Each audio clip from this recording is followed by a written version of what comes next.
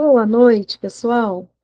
Vamos continuar aqui a leitura da parte aqui de psicoterapia do livro. Hoje a gente vai começar a parte 3, a prática da psicoterapia. A gente vai ler a seção 1, a seleção de pacientes. Parágrafo 1. Todos os que são enviados a ti, todos os que são enviados a ti são teus pacientes. Isso não significa que tu os seleciones, nem que escolhas que tipo de tratamento é adequado.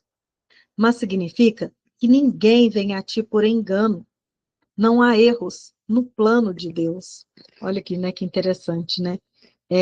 Todos que cruzam o nosso caminho, assim como a gente já viu, quando ele diz são seus pacientes, são todos que cruzam o nosso caminho no nosso dia a dia. E tem uma parte lá do Manual dos Professores que ele fala isso, né? Nem que seja a pessoa que você viu uma vez só, todos que cruzam o seu caminho vão ter alguma coisa ali. Tinha que estar ali naquele momento, daquela maneira. Não tem engano aqui. Ele fala, não tem erros no plano de Deus. Então, o que é o plano de Deus? O plano de Deus é a relembrança da nossa identidade. Né? Então, esse é o plano de Deus, é a nossa lembrança daquilo que nunca deixou de ser. Então, não tem erros, porque a gente pode se lembrar disso por uma pessoa que passar. Todos que tiverem, que se encontrarem, encontrar-se-ão. É isso mesmo que está lá no manual. Então, aquele que passou ali na sua frente, você pode usar aquele, que às vezes nunca mais você vai ver aquela pessoa, mas você pode usar aquele como seu salvador, relembrando aqui do plano de Deus, que o plano de Deus é esse. Não tem erros. Por quê? É só relembrar que o meu irmão me lembra que nós não nos separamos. Essa é a lembrança, né? Esse é o treino constante que a gente faz aqui. Seria um erro, contudo, assumir que sabes o que oferecer a cada um que vem. Isso não cabe a ti decidir, né? Isso aqui quando a gente acha que somos nós que temos que definir alguma coisa. Nós não sabemos. Nós não temos o conhecimento total, global. Nós temos o conhecimento de uma parte fragmentada. Então, não tem como. A gente não sabe nem como tratar o outro, nem o que falar para o outro. Se a gente deixar o ego falar, o ego vai querer ser melhor do que o outro, ganhar na conversa. A gente não sabe. É a gente deixar mesmo. Há uma tendência a assumir que está sendo chamado a fazer sacrifícios constantes de ti mesmo por aqueles que vêm. Olha só, né? A gente estava falando aqui agora mesmo sobre, às vezes você vê uma pessoa pedindo e você acha que ela está pedindo só dinheiro, comida, né? Às vezes a gente acha que a gente faz sacrifício pelo outro. Eu vou ter que dar o meu dinheiro para o outro, eu vou ter que tirar de mim para dar para ele. É isso que a gente vê aqui como ego. Então, a gente olha para um paciente, né? Vamos supor que seja um terapeuta mesmo, e fala, eu vou dar meu tempo para essa pessoa, é como se fosse um sacrifício, né? Aqui pelo ego, tudo é sacrifício. A gente sempre dá algo e perde alguma coisa. Então, eu perco meu tempo, eu perco meu dinheiro. Aí ele coloca aqui, ó. Isso dificilmente poderia ser verdadeiro quando a gente faz pelo Espírito. Isso não é verdadeiro. Exigir qualquer sacrifício de ti mesmo é exigir sacrifício de Deus, e ele nada conhece acerca de sacrifício. Quem poderia pedir a perfeição que seja imperfeita? Então, Deus não sabe o que é sacrifício. Então, quando a gente faz através do Espírito Santo, a gente não vê como sacrifício. E a gente estava falando aqui, né? Jesus falava, eu tenho algo para te dar aqui que é mais do que comida, é mais do que bebida. Você nunca mais vai ter fome ou sede. E aqui ele estava falando disso, de dar ao outro a realidade que ele está pedindo.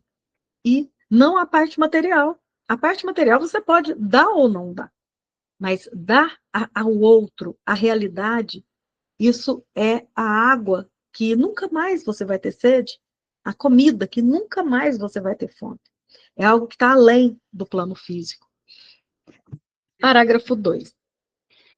Quem então decide o que cada irmão necessita? Certamente não tu, que ainda não conheces quem é aquele que pede. Então, nós, quando não sabemos quem que é o irmão, nós não vamos saber mesmo. Aí ele fala, quem decide que o irmão necessita não é você, identificado com o ego. Você, identificado com o ego, não sabe ainda o que o outro está pedindo e nem reconhece o outro.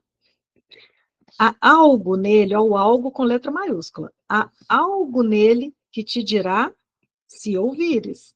Se a gente se disponibilizar para ouvir o que o outro é, a gente ouve o algo nele, aquilo que é nele e que é em nós também, que é o Espírito Santo. E esta é a resposta. Ouve. Olha, a resposta é só essa, ó. Ouve. Ele só te pede para você ouvir.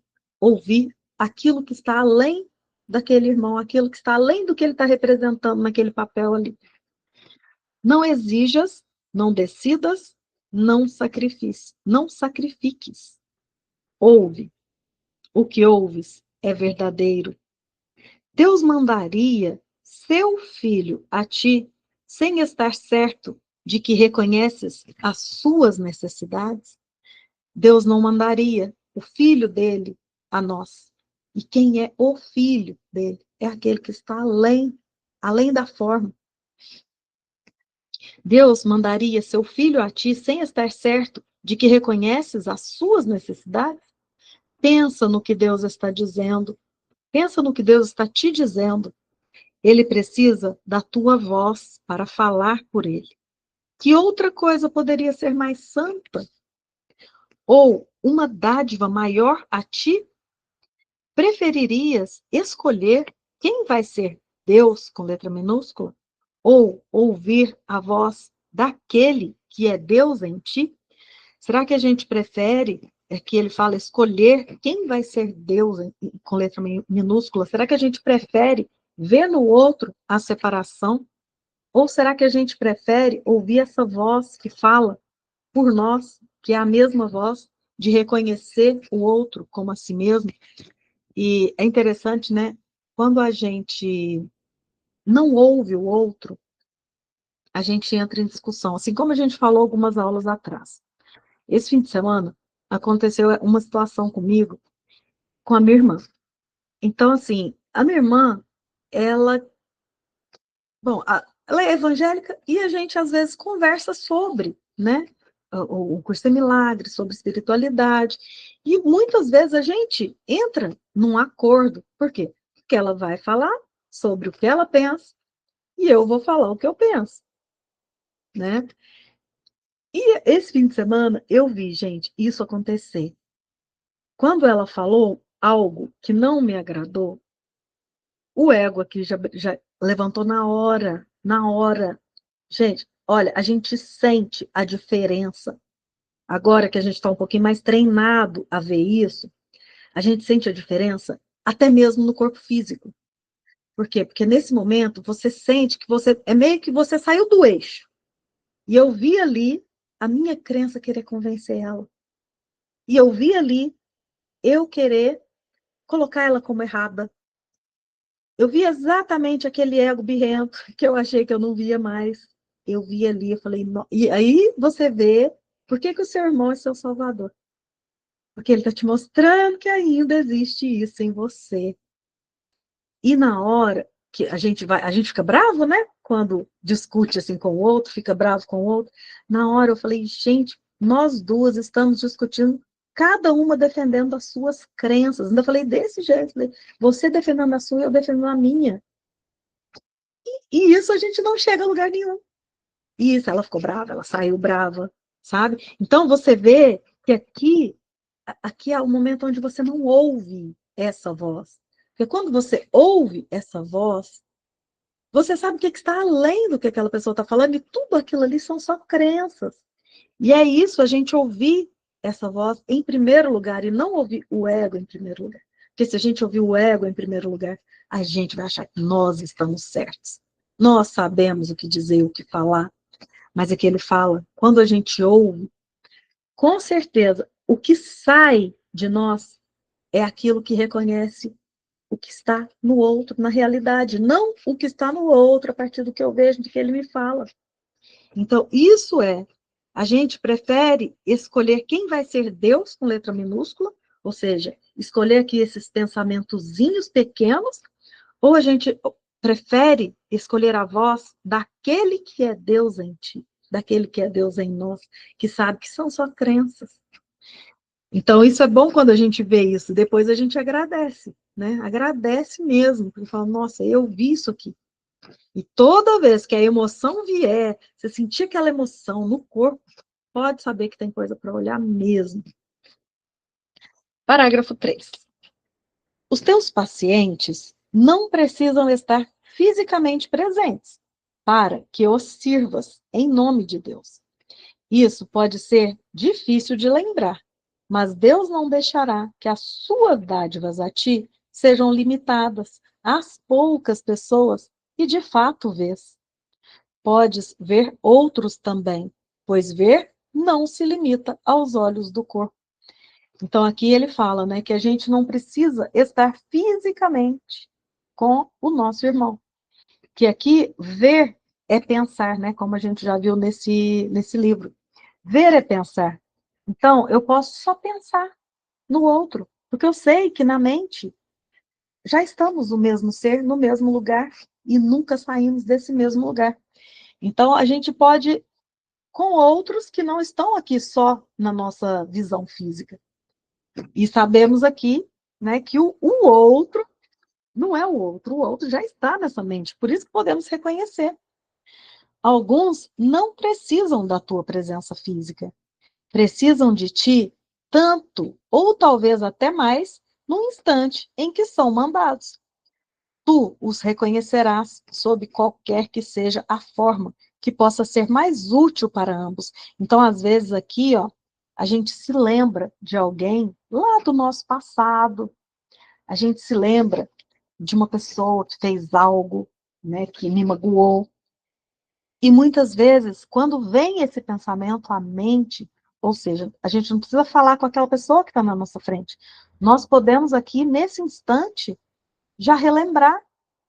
Nossa, olha, eu pensando mesmo que houve uma pessoa que fez isso, que houve um familiar lá atrás, que houve um antecessor aqui, né, alguma geração passada, que me deixou isso, que eu herdei isso dela, sabe? A gente vai pegando também, não precisa ser o que está aqui na minha frente agora, mas nesse instante, eu pensei, como não há tempo, não há espaço, nesse instante, eu posso trazer isso para o perdão.